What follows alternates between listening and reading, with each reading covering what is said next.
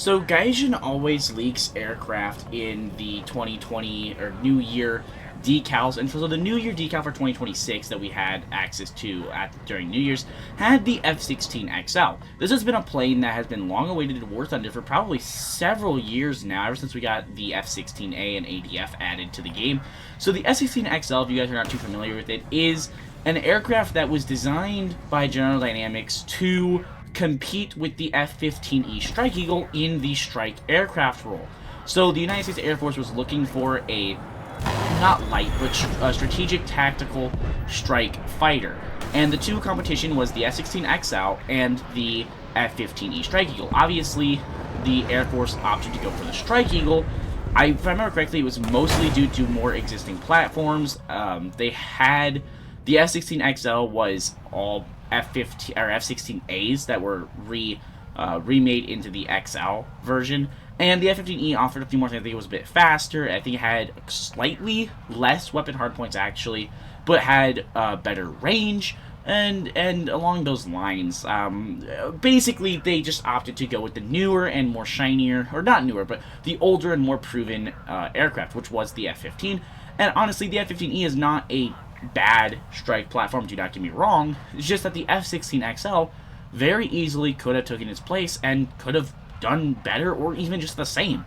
So the F-16XL, the big question for me is how Gaijin is going to want to end up implementing it, because this is an aircraft that entered service with the AIM-120 completely integrated into its design.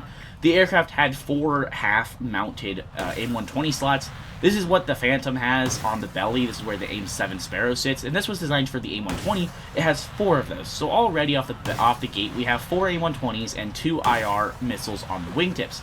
And then we get into the question of, hey, are they going to want to mount dual missile tips on like the outer pylons where they could? And you know, we'll have to wait and see what they have to do. The F-16XL is going to be a phenomenal aircraft. It has 16 weapon hardpoints, including 2 that are wet pylons, which is where you can mount your drop tanks. This is also where you can mount things like GBU-24s. And it then has standalone pylons for the targeting pod, so you won't have to sacrifice any sort of actual slot. So outside of your already built-in missile hardpoints, you have 16 weapon slots that can carry 750 pounds.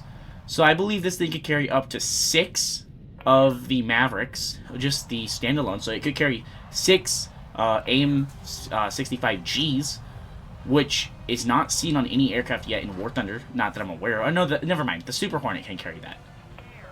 But it would be very, very good. And this is my big question. Is it coming as an event aircraft or an actual tech tree aircraft? Now, the United States has not gotten a new F-16 since the C a very long time ago. The F-16XL should arrive maybe alongside something like the Su-47. We're going to have a video on that in the future, but it would make sense to me to be a standalone star in a small minor update like the one we're about to have. It would not surprise me too much if we actually saw the F-16XL and the Su-47 Beck route arrive in the first major update this year. Because obviously, you know, that's what we saw the F-16C and MiG-29 SMT arrive as. They were minor update, and they arrived alongside things like the Amptis and the Chaparral. So absolutely possible we see the F-16XL in this first major update of the year. But again, like I said, my big question is, 1, is it an event aircraft? Hope it isn't. I hope it is a tech tree vehicle.